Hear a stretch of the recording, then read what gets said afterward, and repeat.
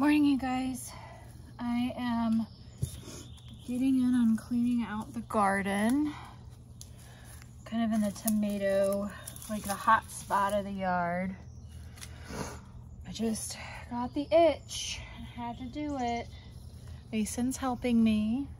Right, buddy? He's over in this corner. Come here, buddy. Come here. Yeah.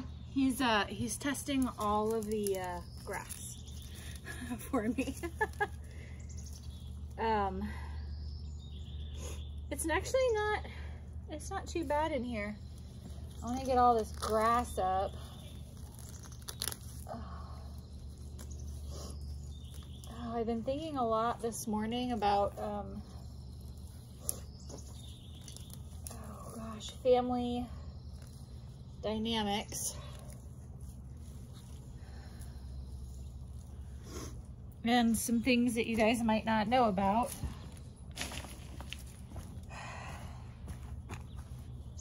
I don't know if Sarah ever mentioned this, but Sarah and I have a brother, and he's not a part of our lives. He has chosen really not to be a part of our lives. And a lot of what Sarah and I went through as kids, as far as trauma and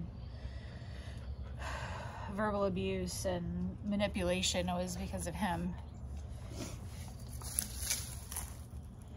And he is the reason that I have what my doctor thinks is PTSD that really got triggered when Sarah passed.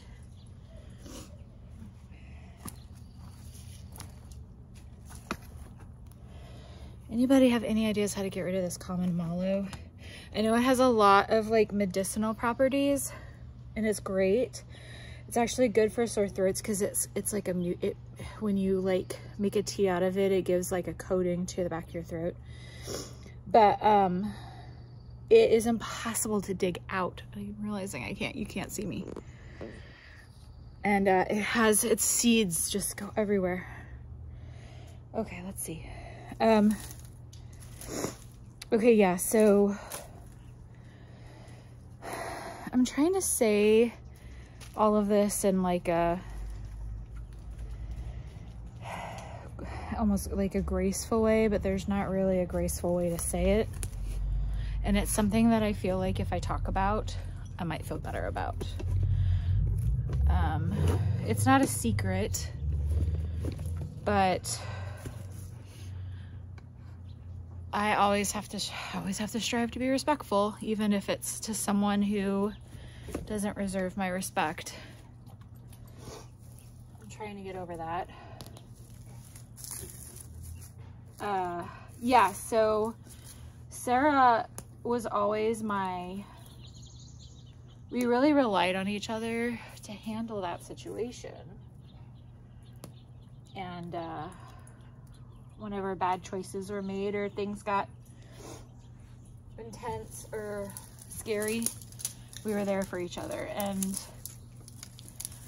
something happened at Sarah's celebration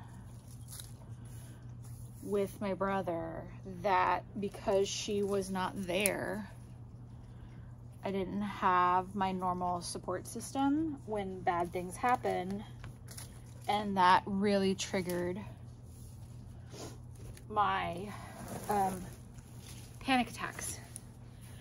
And so I'm having to learn to like I have to find a new coping mechanism on how to handle those situations without my coping mechanism, and that's Sarah. Mason, buddy, please stop taking. He's trying to get to his toy, and well, actually, if you dig the other way, that'd be helpful. You're photobombing me right now. Did you know that? Yeah, he wants me to throw his toy again. Okay, hey, bud. Oh my gosh, he's currently tossing it around. Yeah, you're making it real dirty. So it took actually quite a while in talking to my grief counselor to kind of figure out, like, oh, this is why my panic attacks are back, because I don't have an anchor anymore for that situation.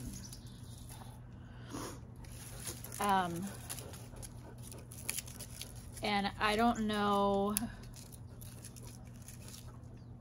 I'm trying to establish new connections and new anchors and find my new person. And it's hard because how can you find a replacement for your sister, right? In a way. I'm not trying, like, clearly not replacing her, but trying to figure out how I'm going to, I have to renegotiate all of my relationships to figure out if I can find that anchor in another relationship. Hi. And of course my husband is a huge anchor, but it's different than a sister. It's different than sharing than someone who's shared the experiences with you of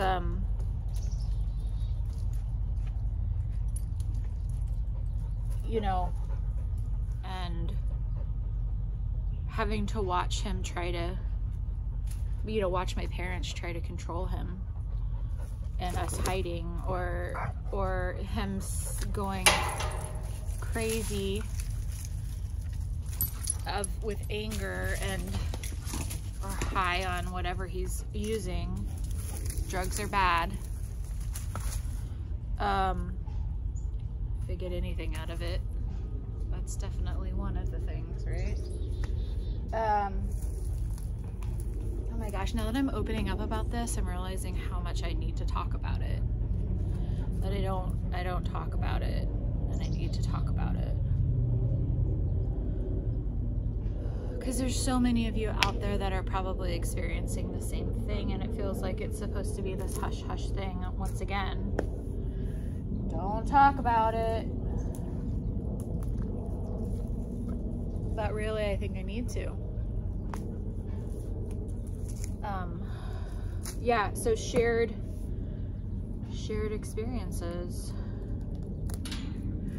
Or even just having that person I can run to when something happens with just me and he says something to me that's threatening, that she's there to not necessarily be the person to fix it, but stand fast and in recognition and just, you know. So it's a really big hole to fill. And it's a lot of work. I'm putting in a lot of work to try and figure it out. But I can't even be in the same room with him without starting to get triggered and having a panic attack. I can't even talk to him. I don't want to.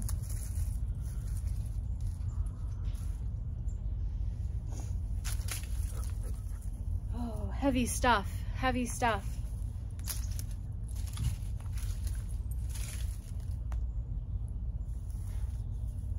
So that's kind of like why this is like the next obstacle for me when I say I'm kind of moving past the grief, although like I experienced the other day, the grief hit me when I came home. Hey, you! Oh my God, Mason! Mason! Oh, I'm sorry, he knocked you over. he wanted me to throw the toy, and he grabbed the bottom of the tripod and kicked it. Hi. Feels good to dig in the dirt. It's like one of the places that I feel really calm, and oftentimes my mind is pretty empty. So I'm actually, instead of hurrying through this whole cleanup process, I'm kind of taking my time, just enjoying it. All this grass to deal with. Oh, don't. For those of you who are experiencing a similar situation with an individual that has caused you trauma and is still kind of a part of your life in a way, I don't have advice. I don't. It sucks. I just want you to know that you're not alone in it. There's no guidebook. There's no guidebook. What you looking at, girlfriend? Please don't knock over the thing.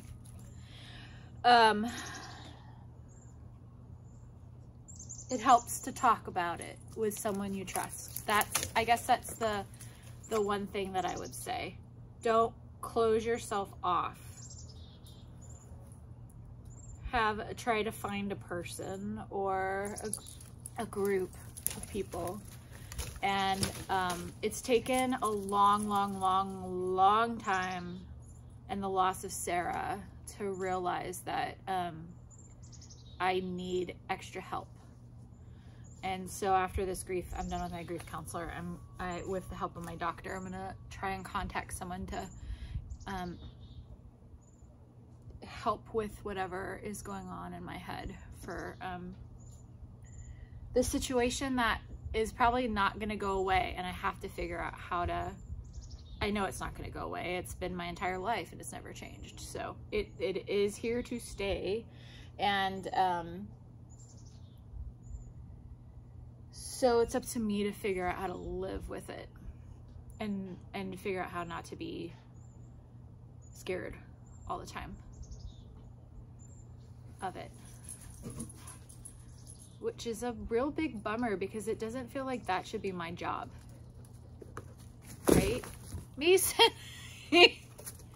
Hi, I know you really want me to throw this. Oh boy. So, and don't let yourself feel guilty for the actions of someone else. Some people who are in this situation, I get manipulated a lot. I've been manipulated a lot throughout all of my life, and it's taken a long time to see it as manipulation. And it's very easy to make someone feel guilty if you're in a similar situation. So that's a really hard thing to figure out. It takes a long time. And now that I can see it, I feel like I have power. I have more power, right? You did nothing wrong, okay? That's what I have to say about that. And at some point I'll talk a little bit more about it, and maybe the circumstances and experiences that I've had with it, but for now, that's just the backstory on a little bit on like where my trauma and my my next journey, healing journey is, and how it came about. I feel pretty peaceful now that I've shared that, actually. So if you have something going on in your life, find someone to share it with. Yeah. Well, I'm gonna keep working on this garden and enjoy the sun while I can, because I think it might snow tomorrow. And you guys do the same. and I'll talk to you soon. Bye-bye.